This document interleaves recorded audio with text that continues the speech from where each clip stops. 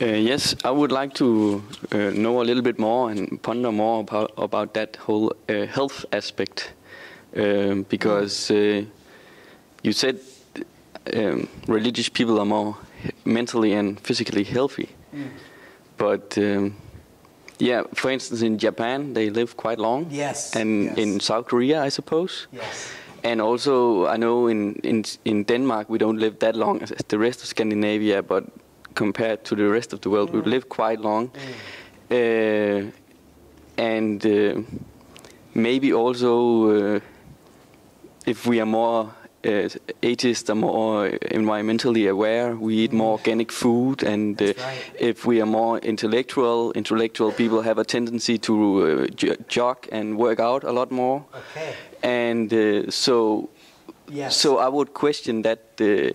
And also, okay, so you say it's because we are like satellite people, we don't join. But you just said that in Denmark we are an average member of 3.5 organizations each. And you know that Daniel exactly Everett, who went to that Amazon tribe, and he met these most happy people in the world who were non-religious at all in any way.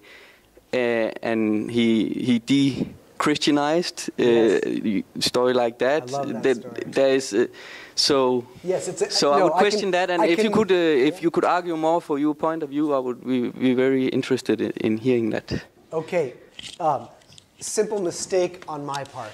So your confusion is totally my fault. If we compare countries to countries, then there's no question that health is better in the more secular countries. No question about it. How long people live, even levels of contentment, as you all know. Denmark's always known as the happiest country in the world. So internationally, there's no question that health and well-being, physical and mental, are stronger in the more secular countries. My mistake was I was referring to the studies within the United States when they compare religious Americans to secular Americans. Then we see the differences. So I didn't make that clear as I was preparing my talk. Within the United States, about 50 years of research from psychologists mostly comparing these things, they have found that moderately religious, regular church attenders seem to fare better in terms of mental and physical health than non-religious Americans within the US. And then I tried to give you my explanation as to why that is. But you're right, that was a mistake. Has anything like that been done in other countries like Denmark? Oh, I'm sure. But I'm sure you guys are you've done everything. I know, for example, that the suicide rates are not higher among secular people in Sweden, for example. But I just don't have the literature memorized in my head. But it's something to look into, for sure. So I hope that explains it. And then in the end, you said you wanted to hear more about my point of view. Did you mean on that point, or did you mean something else?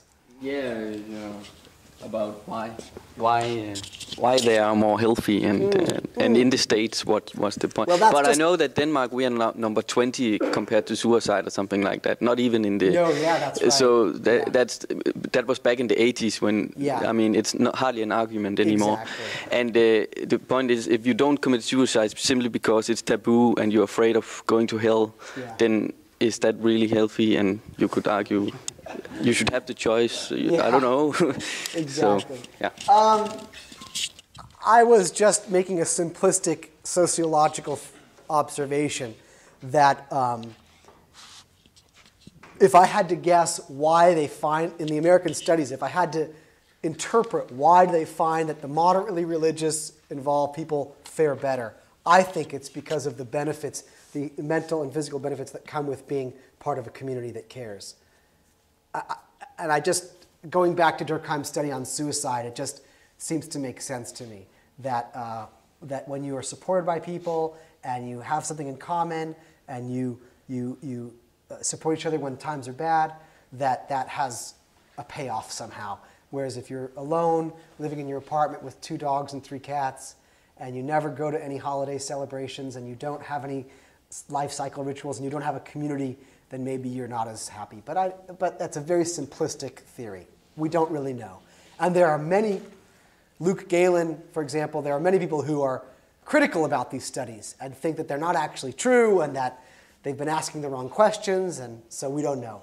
But I guess I was just trying to be fair and not present, oh, it's all great, it's all great. That was the one area where I could say, okay, at least it's not all perfect. So I hope that helps. Yeah, so all the statistics you talked about regarding so the moral issues, the ethical issues. I saw in Denmark we have what is called værdiundersøgelsen. I don't know if you've heard about that. Say it again. Værdiundersøgelsen, the value, value survey. Okay. And I saw, I think it was 2008, the last one. And I saw a study done at the University of Copenhagen, looking at religiosity and how they relate to different ethical and moral issues like abortion, stem cell research, and all that. And we see the same signal in Denmark, as you talked about. Not as strong, I guess, but it is there. And if you look at other things like cheating on the bus and not paying your taxes, it's completely the same whether you go to church or not. Really? So, so it depends on what kind of moral questions you ask. Yes, for sure. And you also touched upon how the atheist society is made up, that it's almost all male, and that we are on average better educated and all that. We just did a survey in the atheist society. Okay. And from the answers we got back, we are around 80% male, and we are far above the country average in education. And you also said that people would probably vote SF, Enhedslisten and all that, and they are, I should say, a lot higher in our survey than they are in the national survey as well. Isn't that interesting? So it is, we see the same. Do you have any idea why more men are openly atheists than women? Because we would like to change that somehow. If I could answer that, I think I could maybe win a Nobel Prize or something. It's probably sociological, psychological, cultural, historical, and biological. In some strange combination. I really don't know. It's very, very fascinating. I really don't. I don't know. Men are more sharpeners. Men are more Sharpeners. sharpeners. Yes, compared to levelers. They are more principled, and that's why. If you have questions and comments, come up here. Otherwise, it's not on the tape. Huh. Okay. Okay. Thank you. Okay, Phil, I really appreciate your positive attitude to Denmark. It makes me proud. Okay. I just moved back after 19 years abroad and brought home 2 children, 12 and 9, they just turned. Very happy with the public school and all, but now I'm expecting problems with the 12-year-old approaching the confirmation. But actually now it hit my 9-year-old. I'm just giving you an example what still needs to be changed and where you have some problems in the Danish society.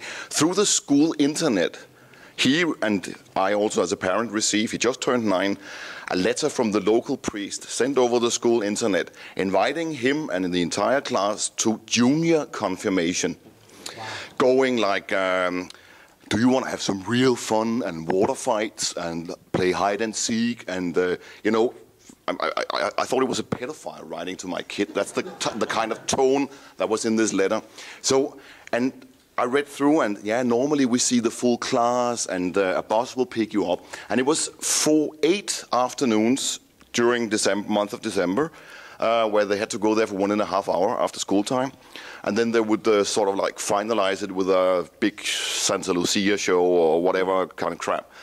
And I just saw myself having my son coming home, because there is no way I would allow my son to go and have this female priest put on her delusions alone with him for 8 afternoons. So I saw myself being brought into the conflict, having my son going, Dad, why am I not allowed to go when all the others are going? And I went in fury and anger and wrote to the manager of the school. Yeah. I'm still waiting for a reply from him. Yeah. But I think, I mean, that's a clear example where something needs to be done, because that's not reasonable going through the Danish public school. They have this kind of access. Yeah. Wow, that's incredible. I have to say, as an American, it's shocking, because we do have this separation of church and state, and they're not allowed to do that in public schools. So even though the U.S. is so religious, when it comes to the public schools, that would be absolutely illegal. I mean, it would be impossible for the church, any church, to use the school email to do this whole thing. So I can see why you would be outraged. And in fact, you're right. It now creates a conflict where there shouldn't be one. Now you have to say to your child, well, I don't think you should do this, even though all your friends are doing it, et cetera, et cetera. That is, I hear what, that's too bad. I would love to send that letter to you if you have an email. You should see the tone of it. Okay. It's truly scary. Really. But how can you be against Santa Lucia? I mean, now that's a bit much, isn't it? It's so nice. It's a pagan tradition. It's a pagan tradition. Okay. Yeah, just a question here. You touched on second-generation atheists, I think. Yes. And this interests me a lot because I am one of them. Mm-hmm. And my father, he managed to get out of being confirmed back in... Oh, doesn't work. No, it only works for the video. So. Oh, I see, okay. I just want, I think this is a very interesting point, second-generation atheists, because the whole key for us to sort of explain ourselves is going to be through the next generation. I mean, all of us here, we already know what we mean. So it's very critical about what's happening in the schools, what's happening to children, you know. And so I think that this is something to look into. I don't know if there's very many statistics on this. Very few. We're just starting to look at it. I can count on my one hand the amount of researchers that are looking at secular parenting, second generations atheists. It's all brand new. Oh, wow. So, okay. Yeah. We'll Are you looking for, waiting. If you're interested, you can start a study. Oh, well, no, okay, I'm retired. I'm not starting any studies. Perfect. You have plenty of time. Oh, okay. Thank you. Well, on that issue, actually, in last year, a big atheist organization in the US, Atheist Alliance International, talked about starting up a magazine for secular parents. Okay. So based on the, I think, 2 books called, what's it called? Parenting Beyond Belief. Yeah, exactly. Yeah.